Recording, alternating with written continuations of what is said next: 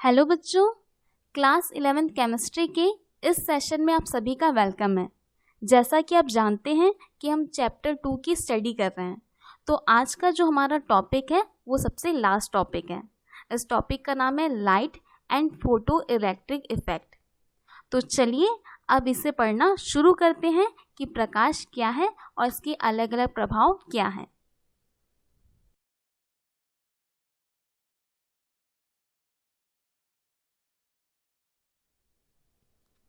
Okay बच्चों, तो सबसे पहले इससे डील करते हैं कि प्रकाश क्या है। असल में प्रकाश ऊर्जा का एक रूप है जो हमें सूर्य से प्राप्त होता है।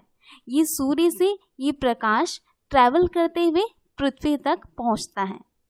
असल में इस सूर्य के प्रकाश को हम इलेक्ट्रोमैग्नेटिक रेडिएशन या फिर विद्युत चुंबकीय तरंग या विकिरण कह सकते हैं। इस प्रकाश में चुंबकीय और विद्युत दोनों गुण पाए जाते हैं और ये विद्युत और चुंबकीय तरंग एक दूसरे से परपेंडिकुलर गति करते हैं, यानी लंबवत गति करते हैं। तो अभी आप इतना जरूर जान गए हैं कि प्रकाश क्या है। प्रकाश वह है जो सूर्य से प्राप्त होता है। प्रकाश वह है जिसमें विद्युत और चुंबकीय दोनों गुण पाए जाते हैं। ये दोनों तरंग आपस में एक दूसरे के लंबवत गति करते हैं। इस प्रकाश को हम इसलिए विद्युत चुंबकीय तरंग या विद्युत चुंबकीय विकिरण कहते हैं।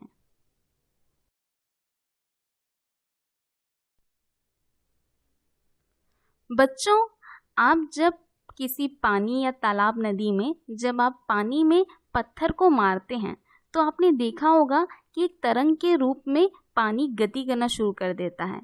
ठीक उसी प्रकार ही प्रकाश भी असल में वेव्स यानी तरंग के रूप में गति करता है। अब इससे जुड़े हुए कुछ शब्द हैं जो आपको पता रहना जरूरी है। पहला है तरंग दैर्ध्य। आप यहाँ पर देख सकते हैं कि ये जो वेव्स हैं अप एंड डाउन में मूव्स कर रहे हैं। अब जो ऊपर के जो अप्स वाले पोर्शन है उसे कहा जाता है स्ट्रिंग और जो नीचे वाला पोर्शन जो डाउन में है उसे कहा जाता है गर्त। दो स्ट्रिंग के बीच की दूरी को तरंग दैर्ध्य कहा जाता है। मैंने कहा दो स्ट्रिंग के बीच की दूरी को कहा जाता है तरंग दैर्ध्य, या दो गर्त के बीच की दूरी को कहा जाता है तरंग दैर्ध्य।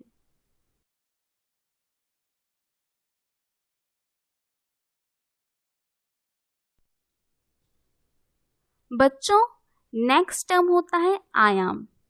असल में जब ये तरंग यानी ये जो वेव्स हैं गति करते हैं तो यहाँ पर आप देख सकते हैं कि ये अप की ओर जाना है, देन उसके बाद डाउन की ओर जा रहा है।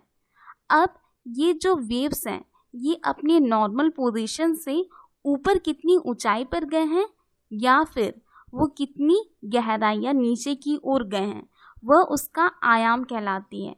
यानी किसी तरंग के श्रृंग की ऊंचाई यानी ऊपर की ओर की ऊंचाई या गर्त की गहराई यानी नीचे की ओर की उसकी जो गहराई है उसे कहा जाता है आयाम। इसे स्मॉल a से शो किया जाता है। यहाँ पर आप देख रहे होंगे कि यहाँ पर पिक यानी हमने जो स्ट्रिंग लिया है वहाँ पे भी एम्पलीट्यूड शो किया है और जहाँ गर्त लिया है वहाँ पे भी हमने एम्पलीट्यूड शो किया है।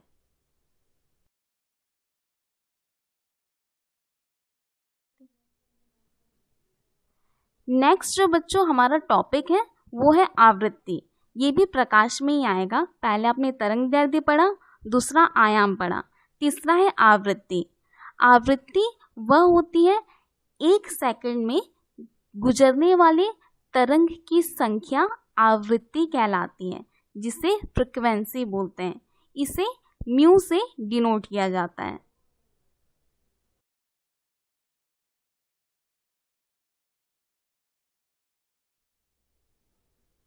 ओके बच्चों, नेक्स्ट जो हमारा इम्पॉर्टेंट टॉपिक है वो है स्पेक्ट्रम।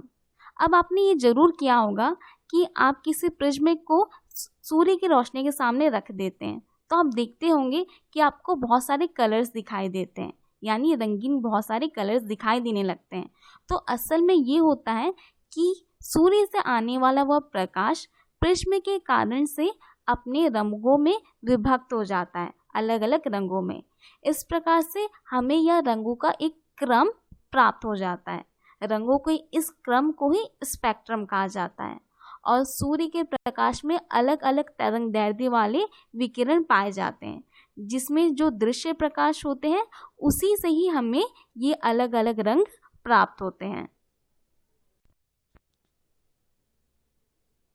बच्चों, आपका एक टॉपिक आता है स्पेक्ट्रम। अब जैसा आपने ऐसा कभी किया होगा, यानी सूर्य की रोशनी में जब आप किसी प्रिज्म को रख देते हैं तो आपने देखा होगा कि आपको 7 रंग दिखाई देते हैं। यानी आप इसे अगर अपनी साइंस के लैंग्वेज में बोलें तो जब किसी श्वेत प्रकाश यानी सूर्य के प्रकाश को किसी प्रिज्म से होकर गुजारा जाता है तो ये जो प्रकाश है वो रंगों में विभक्त हो जाता है, यानी रंगों में बट जाता है। इस प्रकार से रंगों का जो हमें एक क्रम प्राप्त होता है उसी को ही स्पेक्ट्रम कहा जाता है। रंगों में विभक्त हुआ स्पेक्ट्रम हमें इस प्रकार से प्राप्त होता है। और सूर्य के प्रकाश में बहुत सारे अलग अलग वेवलेंथ वाले रेडिएशन मिलते हैं, जिसमें से ये दृश्य प्रकाश में ही ऐसी जो ये कलर्स वाली जो रेडिएशन रहते हैं हमें प्राप्त होते हैं। ओके, तो बच्चों अब आप स्पेक्ट्रम जान चुके हैं, तो अब मैं आपको बता दूं कि स्पेक्ट्रम 2 प्रकार के होते हैं। पहला होता है अवशोषण स्पेक्ट्रम यानी एब्जॉर्प्शन स्पेक्ट्रम, और दूसरा होता है एमिशन स्पेक्ट्रम जिसे कहा जाता है उत्सर्जन स्पेक्ट्रम। पहला पढ़ते हैं अवशोषण स्पेक्ट्रम क्या है। तो असल में जब किसी लाइट को किसी मैटर यानी किसी पदार्थ में इंसिडेंट करवाया जाता है और इस प्रकाश का जो वेवलेंथ है इसे 380 nm से 780 nm तक रख दिया जाता है, तो ऐसी कंडीशन में जो हमारा मैटर रहता है वो उस रेडिएशन को यानी विकिरण को एब्जॉर्ब कर लेता है। और यदि हम इसका स्पेक्ट्रम देखते हैं तो ये जो एब्जॉर्ब जो रेडिएशन है वो हमें डार्क लाइन के रूप में दिखाई देते हैं। सिंपल सी चीज़ है, किसी पदार्थ में हमें प्रकाश को इंसिडेंट करवाना है और इसकी जो हम वेवलेंथ रखेंगे 380 से 780 nm तक रखने वाले हैं।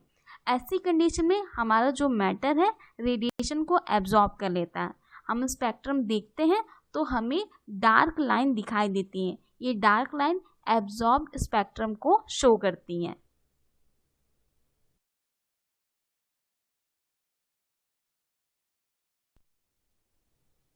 नेक्स्ट जो हमारा स्पेक्ट्रम है वो है उत्सर्जन स्पेक्ट्रम। अब इसमें क्या करना है, जब हम किसी मैटर में जब किसी रेडिएशन को इंसिडेंट करवाते हैं तो ऐसी कंडीशन में मैटर उस रेडिएशन को लेकर यानी एब्जॉर्ब कर लेता है और एक समय बाद उसके जो परमाणु रहते हैं वो उस ऊर्जा को पाकर जो अपनी ग्राउंड स्टेट से यानी सामान्य अवस्था से उत्तेजित अवस्था में चले जाते हैं। लेकिन ये इलेक्ट्रॉन ज़्यादा देर तक उत्तेजित अवस्था में नहीं रहते हैं और ये अपनी ऊर्जा को कम करने लगते हैं। किस प्रकार से, ये अपनी एनर्जी यानी रेडिएशन को बाहर एमिट करने लगते हैं, बाहर निकालने लगते हैं ताकि ये सामान्य अवस्था में पहुंच जाए। अब ऐसी कंडीशन में जो स्पेक्ट्रम हमें प्राप्त होता है उसे कहा जाता है उत्सर्जन स्पेक्ट्रम। अब यदि स्पेक्ट्रम में हम ध्यान से देखें तो यहाँ पर जो हमें कलर जो बैंड दिखाई दे रहे हैं यानी पतली जो लाइन दिखाई दे रही है वही है एमिट की गई रेडिएशन, और जो ब्लैक हमें जो ये दिखाई दे रहे हैं वो कहा जाएगा जो एब्जॉर्ब रेडिएशन है।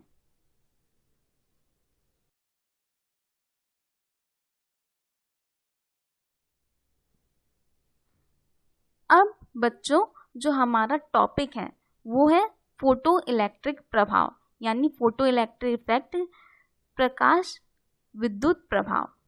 अब देखते हैं, जब किसी धातु की सतह पर प्रकाश को गुजारा जाता है, जब किसी धातु की सतह पर प्रकाश का इंसिडेंट करवाया जाता है तो उस प्रकाश यानी प्रकाश के रूप में जो ऊर्जा है धातु उस ऊर्जा को एब्जॉर्ब करना शुरू कर देता है। लेकिन कुछ समय पश्चात उस ऊर्जा को शोषित करने के बाद वह इलेक्ट्रॉन को उत्सर्जित करता है। इसे ही प्रकाश विद्युत प्रभाव कहा जाता है। और चूंकि इस क्रिया में इलेक्ट्रॉन निकलते हैं तो इसे इलेक्ट्रॉन को कहा जाता है प्रकाश इलेक्ट्रॉन। और इस एक्सपेरिमेंट को एच हर्ट्ज ने किया था। एक्सपेरिमेंट सिंपल सा है, धातु की सतह पर प्रकाश का इंसिडेंट करवाना है। इस ऊर्जा को लेने के पश्चात इस धातु की सतह से इलेक्ट्रॉन निकलने लगते हैं। इलेक्ट्रॉन का निकलना ही प्रकाश विद्युत प्रभाव कहलाता है और ये इलेक्ट्रॉन प्रकाश इलेक्ट्रॉन कहलाते हैं।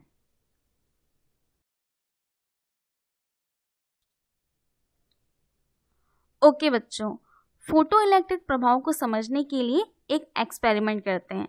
यहाँ पर आप देख सकते हैं कि आप राइट से लेफ्ट की ओर देखना शुरू कीजिए। राइट की ओर एक मेटल सरफेस लिया गया है। इस मेटल सरफेस को बैटरी से जोड़ दिया गया है। साथ ही साथ इस मेटल के जस्ट लेफ्ट साइड में डिटेक्टर को रखा गया है। अब करना ये है कि इस धातु की सतह पर आप ऊपर की देख सकते हैं लाइट को इंसिडेंट करवाया जा रहा है, यानी इस धातु की सतह पर लाइट का इंसिडेंट यानी प्रवेश करवाया जाता है, जिससे कि ये जो मेटल है ऊर्जा को अवशोषित करना शुरू कर देती है। अब चूंकि धातु में इलेक्ट्रॉन पाए जाते हैं तो ये इलेक्ट्रॉन इस ऊर्जा को पाकर उत्तेजित हो जाते हैं और बाहर की ओर निकलना शुरू हो जाते हैं। यहाँ पर आप देख रहे हैं कि इलेक्ट्रॉन का डायरेक्शन मेटल सरफेस से डिटेक्टर की ओर जा रहा है।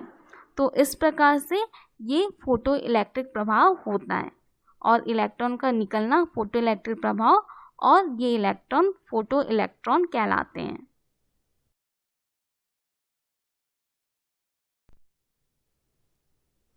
क्वेश्चन ये रेज होता है कि धातु की सतह से इलेक्ट्रॉन क्यों निकलते हैं।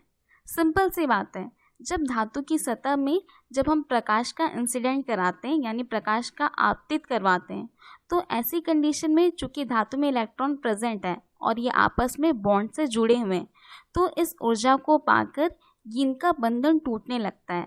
साथ ही साथ ये जो अपनी ग्राउंड स्टेट यानी सामान्य अवस्था से उत्तेजित अवस्था में आना शुरू हो जाते हैं। अब एक कंडीशन एक ऐसी आती है कि ये जो इलेक्ट्रॉन रहते हैं धातु से निकलकर बाहर की ओर उत्सर्जित होना शुरू हो जाते हैं। तो इस प्रकार से धातु की सतह से इलेक्ट्रॉन निकलना शुरू हो जाता है। ओके, तो बच्चों यहाँ पर सेटअप कुछ इस प्रकार है कि यहाँ पर धातु की दो प्लेटें हैं, इनको जोड़ दिया गया है बैटरी से। अब करना ये है कि धातु की एक प्लेट पर प्रकाश का इंसिडेंट करवाया जाता है यानी प्रकाश दिया जाता है, जिससे कि धातु की सतह में जो मौजूद इलेक्ट्रॉन है ये इलेक्ट्रॉन इस ऊर्जा को पाकर उत्तेजित होने लगते हैं और एक समय पश्चात ये इलेक्ट्रॉन ही धातु की सतह से निकलना शुरू हो जाते हैं। तो इस प्रकार से धातु की सतह से इलेक्ट्रॉन का निकलना ही फोटो इलेक्ट्रिक इफेक्ट कहलाता है।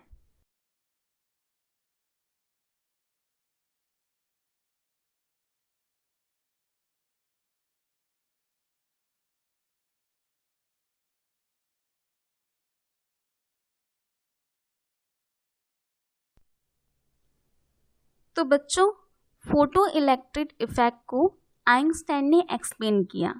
इनके अनुसार ये प्रकाश होता है वह ऊर्जा के एक पैकेट के रूप में पाया जाता है। उन्होंने इसे फोटोन नाम दिया। अब प्रत्येक फोटोन की जो ऊर्जा होती है वह समान होती है और एक फोटोन एक ही इलेक्ट्रॉन को निकाल सकता है। फोटोन की ऊर्जा को दहली ऊर्जा उन्होंने नाम दिया। असल में दहली ऊर्जा वह ऊर्जा होती है जो इलेक्ट्रॉन के बंधन ऊर्जा को समाप्त करने के लिए आवश्यक होती है, यानी कि फोटोन की ऊर्जा को हम दहली ऊर्जा बोलते हैं और इलेक्ट्रॉन की ऊर्जा को बंधन ऊर्जा कहा गया है। अब यहाँ पर में कंडीशन जानना ज़रूरी है कि फोटोन की ऊर्जा का मान यानी दहली ऊर्जा का मान कितना होना चाहिए। तो चलिए अब उस कंडीशन से डील करते हैं।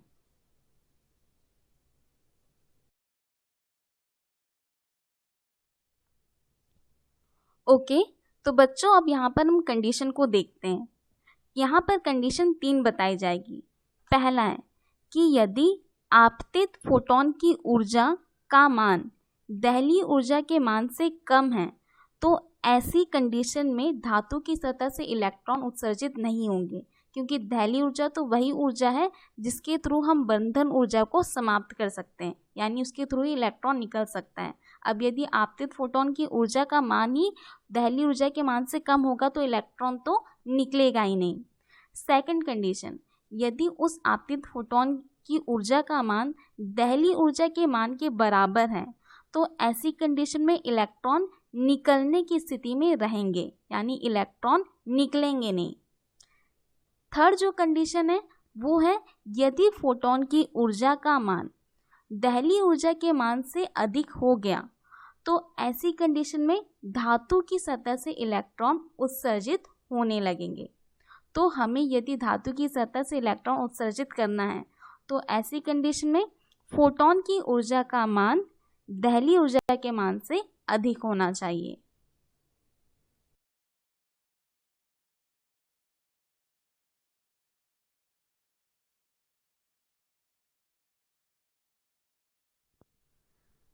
ओके, तो बच्चों फोटो इलेक्ट्रिक इफेक्ट के थ्रू हमने जाना कि जब धातु की सतह पर किसी प्रकाश का इंसिडेंट करवाया जाता है तो कुछ समय पश्चात धातु की सतह से इलेक्ट्रॉन निकलते हैं।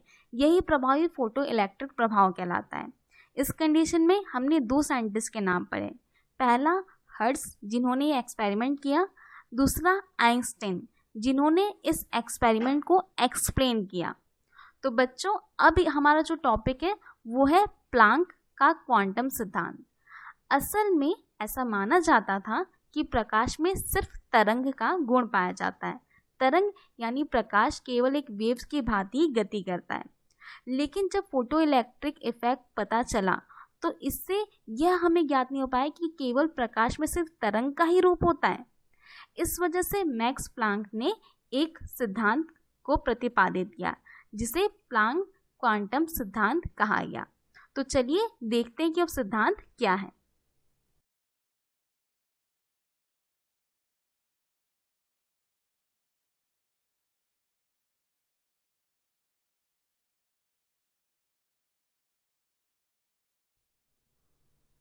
ओके, तो बच्चों मैक्स प्लांक ने यह बताया कि जब कोई कृष्ण पिंड यानी काले रंग की कोई वस्तु जब प्रकाश के रूप में ऊर्जा को अवशोषित कर लेती है तो कुछ समय पश्चात यह ऊर्जा का उत्सर्जन करना भी शुरू कर देती है।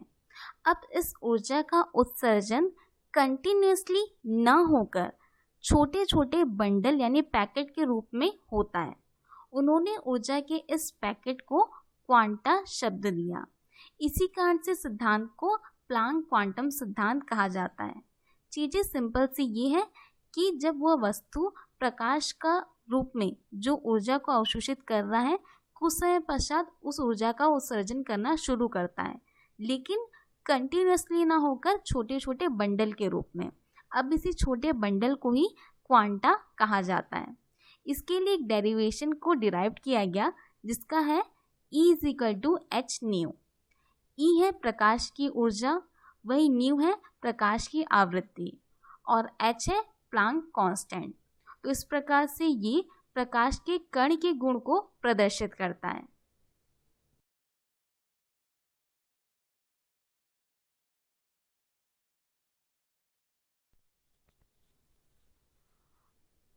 तो बच्चों इस प्रकार से हमने जान लिया कि प्रकाश में तरंग का गुण पाया जाता है।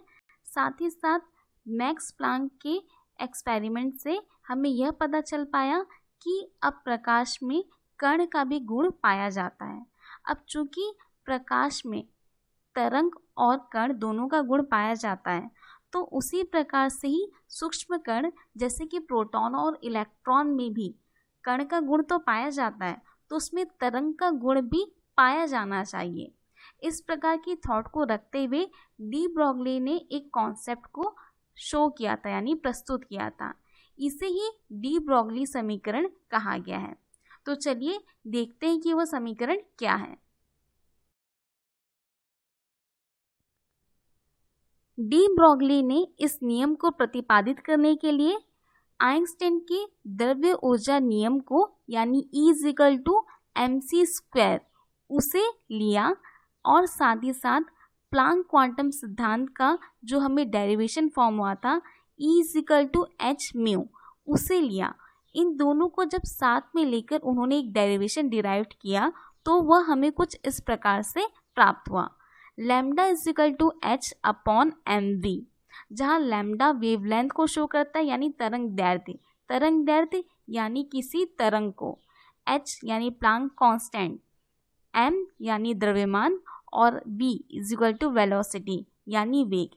इस इक्वेशन के थ्रू हमें यह ज्ञात हो पाया कि किसी कण में भी तरंग का गुण पाया जाता है।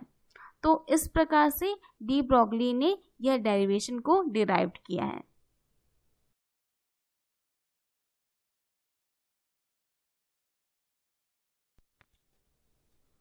ओके, तो बच्चों यहाँ तक हमें पता चल चुका है कि किसी प्रकाश में तरंग और कण दोनों का गुण पाया जाता है। तरंग का गुण तो एक प्रकाश में पाया ही जाता है, कण का गुण कैसे पाया जाता है, जब हमने फोटो इलेक्ट्रिक इफेक्ट को देखा। ठीक उस प्रकार से किसी कण में जो किसी भी सूक्ष्मतम कण है उसमें उसके कण का गुण तो पाया जाता ही है, साथ ही साथ उसमें तरंग का भी गुण पाया जाता है। तरंग का गुण किस प्रकार पाया गया, जब हमने डी ब्रोगली के समीकरण को देखा। तो इस प्रकार से हम ये दो बात को अब ज्ञात कर चुके हैं। नेक्स्ट हमारा टॉपिक है हाइजेनबर्ग का अनिश्चितता का सिद्धांत। असल में वर्नर हाइजेनबर्ग एक जर्मन साइंटिस्ट थे। उन्होंने इलेक्ट्रॉन की स्थिति और इलेक्ट्रॉन के वेग से संबंधित एक कॉन्सेप्ट का डिराइव किया था। इसे ही हाइजेनबर्ग की अनसर्टेनिटी प्रिंसिपल कहते हैं या फिर हाइजेनबर्ग की अनिश्चितता का सिद्धांत कहा जाता है।